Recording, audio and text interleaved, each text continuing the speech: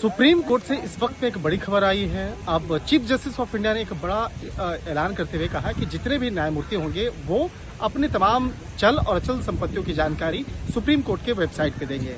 इस मामले को लेकर समझते हैं पूरा जो कानूनी राय है इसको समझते हैं। सुप्रीम कोर्ट के वरिष्ठ वकील आदेश अग्रवाल जी हमारे साथ में हैं। डॉक्टर आदेश अग्रवाल साहब, आप बार एसोसिएशन के भी अध्यक्ष रह चुके हैं। इस पूरे मामले को आप किस तरह से आप देखते हैं?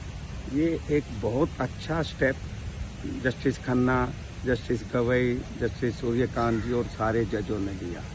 क्यों लिया? क्योंकि इसमें आज जुडिशरी की जो है पब्लिक में इमेज बहुत खराब जा रही थी।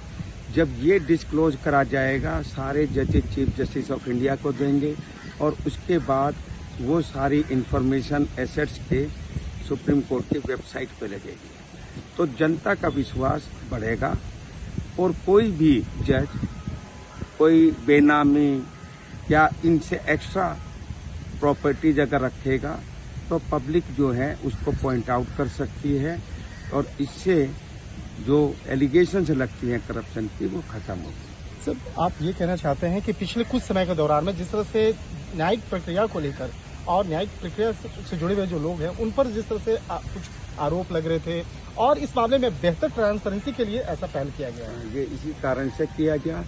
ये जो इस टाइम के जो कॉलेजियम हैं, जजेज हैं, इन्होंने नए नए स्टेप लिए।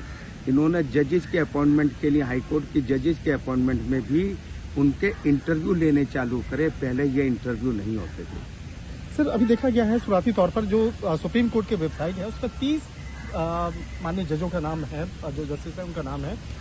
लेकिन मैं ये जानना चाहूंगा, क्या सुप्रीम कोर्ट के इतिहास में पहले इस तरह से पहले कभी हुआ है या इस टाइप की पहल शुरू करने की कोई पहल शुरू में हुई? ये पहले 1997 में रेजोल्यूशन पास हुआ था और खरे साहब के टाइम में, उस टाइम ये रेजोल्यूशन हुआ था कि जजेस चीफ जस्टिस ऑफ इंडिया को अपने प्रॉपर्टीज के डिटेल्स देंगे, एसेट्स के, परंतु वो पब्लिक में नहीं दिए गए थे। और पहले ये भी पक्का नहीं है कि सब ने दिए या नहीं दिए, परंतु आज सबको देने हैं। और ये नहीं है कि आज के जजेस को देने हैं, कि आने वाले फ्यूचर जजेस के लिए भी ये जो रेजोल्यूशन है वो एप्लीकेबल होगा।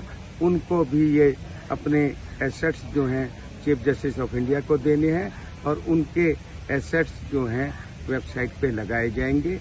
ये बात सही है कि अभी ये भी कहा गया है कि जो वेबसाइट पे लगाए जाएंगे वो जजों की इजाजत से लगाए जाएंगे, परंतु जब ये प्रोविजन कर दिया तो कोई भी जज ये नहीं कह सकता कि चाहे उनकी मर्जी पर दिया गया है कि कोई ये नहीं कहेगा कि ये डिस्क्लोज पब्लिक में नहीं करो।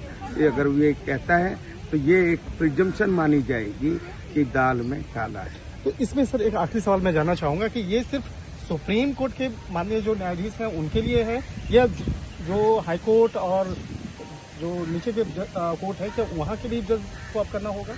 कानूनन आज के ये जो 1 अप्रैल का जो ये रेजोल्यूशन है उससे केवल ये सुप्रीम कोर्ट के बारे में है, परंतु हम as a bar leader, as ex president of supreme court bar association and chairman of all India bar association, मैं जो हाई कोर्ट्स हैं जितनी हमारी, उनके चीफ जस्टिस और जजेस से भी मैं रिक्वेस्ट कर रहा हूं कि आप भी सुप्रीम कोर्ट के इस रेजोल्यूशन को फॉलो करिए, रेजोल्यूशन पास करिए, अपने एसेट्स जो हैं chief justice of high court को दीजिए और वो सारे एसेट्स की लिस्ट जो है जो हाई कोर्ट की वेबसाइट है उस पर अपलोड करे जाए। शुक्रिया सर। निश्चित तौर पे कह सकते हैं कि सुप्रीम कोर्ट के जो चीफ जस्टिस ऑफ इंडिया है उनके नेतृत्व में एक बहुत बड़ा ये फैसला लिया गया है और न्यायिक प्रक्रिया में और ज्यादा ट्रांसपेरेंसी हो और न्यायिक प्रक्रिया पे और ज्यादा लोगों का, आम लोगों का भी विश्वास हो, इसके लिए ये पहल की गई है। निश्चित तौर पे कह सकते हैं आने वाले दिनों में इस तरह के और कई जो पहल है वो न्यायिक प्रक्रिया में किया जा सकता है। शंकर आनंद, न्यूज़ 18 इंडिया, सुप्रीम कोर्ट।